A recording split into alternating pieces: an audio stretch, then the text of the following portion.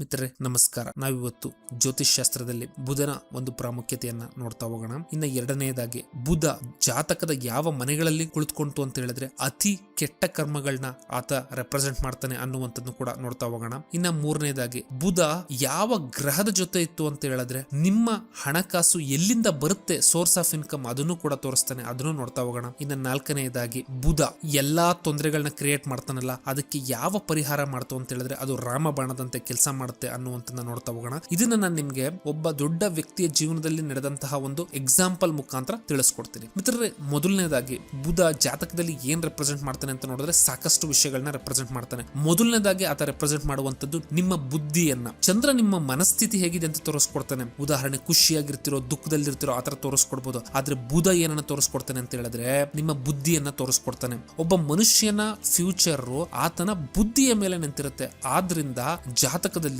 ಪ್ರತಿಯೊಬ್ರು ತಮ್ಮ ಬುಧನನ್ನ ಸ್ವಚ್ಛವಾಗಿ ಇಟ್ಕೋಬೇಕಾಗುತ್ತೆ, ಅಂದ್ರೆ ತಮ್ಮ ಬುದ್ಧಿಯನ್ನ ಸ್ವಚ್ಛವಾಗಿ ಇಟ್ಕೋಬೇಕಾಗುತ್ತೆ. ಇನ್ನು ಎರಡನೆಯದಾಗಿ ಜ್ಯೋತಿಷ್ಯ ಶಾಸ್ತ್ರದಲ್ಲಿ ಎರಡು ಸೆನ್ಸಿಟಿವ್ ಗ್ರಹಗಳಿದಾವೆ, ಒಂದು ಚಂದ್ರ, ಇನ್ನೊಂದು ಬುಧ. ಇವೆರಡರ ಸ್ಪೆಷಾಲಿಟಿ ಏನಂತ ಹೇಳಿದ್ರೆ ತಮ್ಮ ಜೊತೆ ಯಾವ ಗ್ರಹಗಳಿರ್ತವೋ ಹಾಗೆ ಇವುಗಳು ಕೆಲಸ ಮಾಡ್ತವೆ. ಅಶುಭ ಗ್ರಹಗಳು ಅಥವಾ ಮ್ಯಾಲಿಫಿಕ್ ಗಳು, ಕ್ರೂರ ಗ್ರಹಗಳಿದಂತಹ ಶನಿ, ರಾಹು, ಕೇತು, ಕುಜಗಳ ಜೊತೆ ಇದ್ರೆ ಬುಧ ಅದೇ ರೀತಿಯಾಗಿ ಕೆಲಸ ಮಾಡ್ತಾನೆ. ಬಟ್ ಇನ್ ಕೇಸ್ ಏನಾದ್ರೂ ಶುಭ ಗ್ರಹಗಳಾದಂತಹ ಗುರು ಮತ್ತೆ ಶುಕ್ರರ ಜೊತೆ ಇತ್ತು ಅಂತ ಹೇಳಿದ್ರೆ ಬುಧ ಮತ್ತು ಚಂದ್ರರು ಹಾಗೇನೆ ಶುಭ ಗ್ರಹಗಳ ರೀತಿಯಲ್ಲೇ ಬಿಹೇವ್ ಮಾಡ್ತವೆ ಅನ್ನುವಂಥದ್ದು. ಮತ್ತು ಬುಧ ಜಾತಕದ ಯಾವ ಮನೆಗಳಲ್ಲಿ ಇತ್ತು ಅಂತ ಹೇಳಿದ್ರೆ ಅತಿ ಕ್ರೂರವಾದಂತಹ ಒಂದು ಕರ್ಮಗಳನ್ನ ರೆಪ್ರೆಸೆಂಟ್ ಮಾಡ್ತಾನೆ ಅಂತ ನೋಡೋದಾಯ್ತು ಅಂದ್ರೆ ಜಾತಕದ 7ನೇ ಮನೆ, 8ನೇ ಮನೆ ಮತ್ತು 12ನೇ ಮನೆಗಳಲ್ಲಿ ಬುಧ ಇದ್ದು ಆ ಬುಧನನ್ನ ಮ್ಯಾಲಿಫಿಕ್ ಗಳಾದಂತಹ ಶನಿ, ರಾಹು, ಕೇತು ಮತ್ತು ಕುಜರು ಅಫ್ಲಿಕ್ಷನ್ ಅಂದ್ರೆ ಬಾಧೆಗೆ ಒಳಪಡಿಸ್ತಾರೋ ಆಗ ಬುಧ ಅತಿ ಕ್ರೂರ ಮಟ್ಟದ ಒಂದು ಕೆಟ್ಟ ಕರ್ಮಗಳನ್ನ ಸೂಚಿಸ್ತಾನೆ.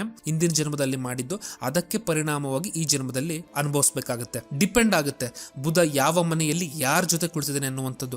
ಯಾಕೆ ಅಂದ್ರೆ ಬುಧ ಏನನ್ನ ರೆಪ್ರೆಸೆಂಟ್ ಮಾಡ್ತಾನೆ, ಬುಧ ಸಣ್ಣ ಮಕ್ಕಳಿಗೆ ಕಾರಕ ಕೂಡ ಆಗಿರ್ತಾನೆ. ಯಾವಾಗ ಬುಧ ಈ ಸೆನ್ಸಿಟಿವ್ ಮನೆಗಳಲ್ಲಿ ಕುಳಿತುಕೊಂಡು ಬಾಧೆಗೆ ಒಳಗಾಗಿರ್ತಾನೋ ಅದರ ಅರ್ಥ ಇಂದಿನ ಜನ್ಮದಲ್ಲಿ ಈ ವ್ಯಕ್ತಿ ಚಿಕ್ಕ ಮಕ್ಕಳಿಗೆ ಸಂಬಂಧಪಟ್ಟಂತಹ ಕ್ರೂರವಾದಂತಹ ಕೆಲಸಗಳನ್ನ ಮಾಡಿರ್ತಾನೆ, ಅಂದ್ರೆ ಅವರಿಗೆ ನೋವನ್ನ ಈ ರೀತಿ ಉಂಟು ಮಾಡಿರ್ತಾನೆ. ಅದರ ಪರಿಣಾಮವಾಗಿ ಈ ಜನ್ಮದಲ್ಲಿ ಒಬ್ಬ ವ್ಯಕ್ತಿ ಈ ಮನೆಗಳಿಗೆ ಸಂಬಂಧಪಟ್ಟಂತಹ ನೋವುಗಳನ್ನ ಅನುಭವಿಸಬೇಕಾಗುತ್ತೆ. ಮಿತ್ರರೇ, ಇನ್ನ ಬುಧ ಯಾವ ಗ್ರಹದ ಜೊತೆ ಕುಳಿತುಕೊಂತು ಅಂತ ಹೇಳಿದ್ರೆ ದುಡ್ಡು ಯಾವ ರೀತಿ ಬರುತ್ತೆ ಅಂತ ನೋಡೋಣ. ಬುಧ ಏನಾದ್ರೂ ಚಂದ್ರನ ಜೊತೆ ಕುಳಿತುಕೊಂತು ಅಂತ ಹೇಳಿದ್ರೆ ಲಿಟರೇಚರ್ ಮತ್ತು ಬರವಣಿಗೆಗಳು, ಸಾಹಿತ್ಯ ಬರೀತಾರಲ್ಲ ಅಥವಾ ಏನೇ ಆಗ್ಬೋದು, ಯಾವುದೇ ರೀತಿಯಾದಂತಹ ಬರವಣಿಗೆಗೆ ಬುಧ ಚಂದ್ರನ ಜೊತೆ ಕುಳಿತುಕೊಂತು ಅಂತ ಹೇಳಿದ್ರೆ ಇವುಗಳ ಮುಖಾಂತರ ನಿಮ್ಗೆ ದುಡ್ಡನ್ನ ತಂದು ಕೊಡ್ತಾನೆ. ಇನ್ನು ನನ್ನ ಕೇಸಲ್ಲಿ ನೋಡೋದಾಯ್ತು ಅಂತ ಹೇಳಿದ್ರೆ ನನ್ನ ಜಾತಕದಲ್ಲಿ ಬುಧ ಮತ್ತು ಚಂದ್ರ ಒಟ್ಟಿಗೆ ಇದ್ದಾರೆ. ಬುಧ ಮತ್ತು ಚಂದ್ರ ಒಟ್ಟಿಗೆ ಇರೋ ಪರಿಣಾಮವಾಗಿ ನಾನು ಯಾವುದೇ ಒಂದು ಸಾಹಿತ್ಯವನ್ನ ಬರಲಿಲ್ಲ. ಆದ್ರೆ ಚಂದ್ರ ಅಂತರ್ದಶೆಯಲ್ಲಿ ನಾನು ಒಂದು ವೆಬ್ಸೈಟ್ ಅನ್ನ ಸ್ಟಾರ್ಟ್ ಮಾಡಿದ್ದೆ. ಆ ವೆಬ್ಸೈಟ್ ಅಲ್ಲಿ ಜ್ಯೋತಿಷ್ಯಕ್ಕೆ ಕುರಿತಾದಂತಹ ಲಿಟರೇಚರ್ ಗಳ ಅಂತ ಹೇಳಿದ್ರೆ ವಿಷಯಗಳನ್ನ ಬರಿತಾ ಇದ್ದೆ. ಅಟ್ ದ ಸೇಮ್ ಟೈಮ್ ನಾನು ನನ್ನ ಯೂಟ್ಯೂಬ್ ಚಾನಲ್ ಅನ್ನು ಕೂಡ ಸ್ಟಾರ್ಟ್ ಮಾಡಿದ್ದು. ಆದ್ರಿಂದ ಈ ರೀತಿಯಾದಂತಹ ವಿಷಯಗಳಿಂದ ಬುಧ ನಿಮ್ಗೆ ಚಂದ್ರನ ಜೊತೆ ಇದ್ರೆ ಇನ್ಕಮ್ ಅನ್ನ ತಂದು ಕೊಡ್ತಾನೆ, ಅಂದ್ರೆ ದುಡ್ಡನ್ನ ಕೊಡ್ತಾನೆ. ಇನ್ನ ಬುಧ ಏನಾದ್ರೂ ಸೂರ್ಯನ ಜೊತೆ ಇತ್ತು ಅಂತ ಹೇಳಿದ್ರೆ ಮ್ಯಾಥಮ್ಯಾಟಿಕ್ಸ್ ಅಥವಾ ಇಂಟೆಲಿಜೆನ್ಸ್ ಇಂತಹ ವಿಷಯಗಳಿಂದ ಅಥವಾ ಯಾರೋ ಪವರ್ ಆಫ್ ಪೊಸಿಷನ್ ಅಲ್ಲಿ ಇರೋರು ನಿಮ್ಗೆ ಸಹಾಯ ಮಾಡ್ತಾರೆ, ಇಂತಹ ವಿಷಯಗಳಿಂದ ನಿಮಗೆ ದುಡ್ಡನ್ನ ತಂದು ಕೊಡ್ತಾನೆ.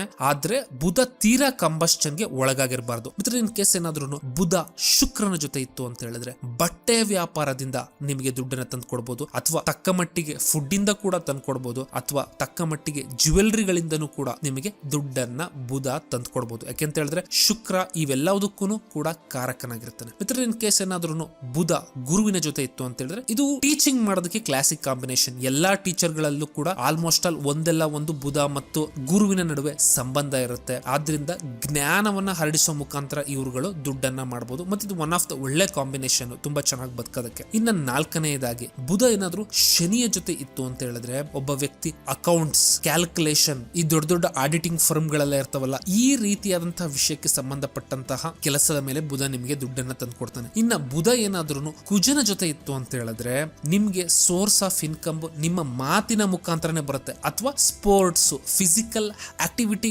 ಮುಖಾಂತರ ಮುಖಾಂತರ ನಿಮಗೆ ಬುಧ ತಂದು ಕೊಡ್ತಾನೆ. ಯಾಕೆಂತ ಹೇಳಿದ್ರೆ ಕುಜ ಕ್ವಿಕ್ ಗ್ರಹ. ಸೊ ಬುಧನ್ ಜೊತೆ ಕುಜ ಯಾವುದೇ ರೀತಿಯಾದಂತಹ ಸಂಬಂಧ ಇಟ್ಕೊಂತು ಅಂತ ಹೇಳಿದ್ರೆ ಸ್ಟ್ಯಾಂಡ್ ಅಪ್ ಕಾಮಿಡಿಯನ್ ಗಳಾಗ್ತಾರೆ. ಸೊ ಅದರಿಂದನೂ ದುಡ್ಡನ್ನ ಅರ್ನ್ ಮಾಡಬಹುದು. ಯಾಕೆಂತ ಹೇಳಿದ್ರೆ ನೀವು ಸ್ಟೇಜ್ ಮೇಲೆ ಹೋದ್ರೆ ಸಡನ್ ಆಗಿ ನಿಮಗೆ ಮಾತುಗಳನ್ನ ಬರ್ತಾ ಇರಬೇಕಾಗುತ್ತೆ. ಬುಧ ವಾಕ್ಚಾತುರ್ಯಕ್ಕೆ ಗ್ರಹ, ಕುಜ ಸ್ಪೀಡಿಗೆ ಕಾರಕ. ಆದ್ರಿಂದ ಇದರಿಂದ ಕೂಡ ನೀವು ದುಡ್ಡು ಮಾಡಬಹುದು. ಮತ್ತು ಕುಜ ಸ್ಪೋರ್ಟ್ಸ್ ಫಿಸಿಕಲ್ ಆಕ್ಟಿವಿಟೀಸ್ ಕೂಡ ರೆಪ್ರೆಸೆಂಟ್ ಮಾಡ್ತಾನೆ. ಯಾವಾಗ ಎರಡು ಕ್ವಿಕ್ ಗ್ರಹಗಳು ಸೇರ್ಕೊಂತವೋ ಅದರಿಂದ ನಿಮ್ಗೆ ಸ್ಪೋರ್ಟ್ಸ್ ಅಥವಾ ಫಿಸಿಕಲ್ ಆಕ್ಟಿವಿಟಿಗಳು ಅಥವಾ ಜಿಮ್ನಾಸ್ಟಿಕ್ ಕೂಡ ಒಂದ್ ಮಟ್ಟಿಗೆ ಅಥವಾ PT ಟೀಚರ್ಸ್ ಗಳಿರ್ತಾರಲ್ಲ, ಈ ರೀತಿಯಾಗಿ ಯಾವುದೇ ಮುಖಾಂತರ ನಿಮಗೆ ದುಡ್ಡನ್ನು ಕೂಡ ತಂದು ಕೊಡ್ತಾನೆ. ಕೇವಲ ಬುಧ ಈ ಗ್ರಹಗಳ ಜೊತೆಗಿತ್ತು ಅಂತ ಹೇಳಿದ್ರೆ ಮಾತ್ರ ಅಂತ ಅಲ್ಲ, ಈ ಗ್ರಹಗಳ ಮನೆಯಲ್ಲಿತ್ತು ಅಂತ ಹೇಳಿದ್ರು ಕೂಡ ನಿಮಗೆ ಬುಧ ಈ ರೀತಿಯಾಗಿ ದುಡ್ಡನ್ನ ತಂದು ಕೊಡ್ತಾನೆ.